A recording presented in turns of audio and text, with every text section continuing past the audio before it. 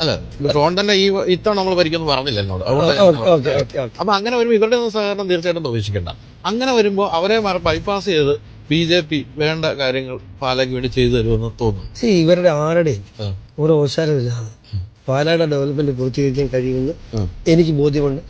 അതിനുള്ള കഴിവ് എനിക്ക് പ്രാപ്തിയും രാഷ്ട്രീയ ബന്ധവും എനിക്കുണ്ടെന്ന് പാലാക്കാർക്ക് നല്ല ബോധ്യമുണ്ട്. മാത്രമല്ല പാലാ BJP ജയിച്ചാൽ പിന്നെ ഇത് ആരുടെ മണ്ഡലമാണ്? മോദിജിയുടെ മണ്ഡലമാണ്. പിന്നെ ഇവിടുത്തെ വികസനം എന്ന് പറയുന്നത് മാത്രമല്ല എനിക്കൊരു ബുദ്ധിമുട്ടുണ്ടാവില്ല. കാരണം പാല എന്ന് പറയുന്നത് പാല പിടിച്ചെടുത്തുകൊണ്ട് ഷോൺ ജോർജ് എന്നാൽ ഷോൺ ജോർജ് ചോദിക്കുന്ന എന്തും കേന്ദ്ര ഗവൺമെന്റിൽ നിന്ന് മാത്രമല്ല ഇവിടെ സംസ്ഥാന ഗവൺമെന്റിന് ചെയ്യാൻ പറ്റുന്ന പരിമിതികളുണ്ട്. ഇവിടെ ഒന്നും ചെയ്യാനില്ല. ഇവിടെ ചെയ്യാൻ എന്തെങ്കിലും ഉണ്ടെങ്കിൽ ഇവിടെ ഇനി ഒരു ജനം രക്ഷപ്പെടണമെന്നുണ്ടെങ്കിൽ അടിസ്ഥാനപരമായി വലിയ കാര്യങ്ങളാണ് ചെയ്യാനുള്ളത്. അത് ചെയ്യാൻ മോദി സർക്കാരിനെ കഴിയും. അല്ലാതെ ഞാൻ പറഞ്ഞ പോലെ ഈ ലോട്ടറിയുടെയും കള്ളിന്റെയും മാത്രം പൈസ കൊണ്ട് ഒരു ശമ്പളം കൊടുക്കാൻ വേണ്ടി മാത്രം ഓടുന്ന ഒരു സംസ്ഥാന സർക്കാരിന് എന്ത് ചെയ്യാൻ പറ്റും?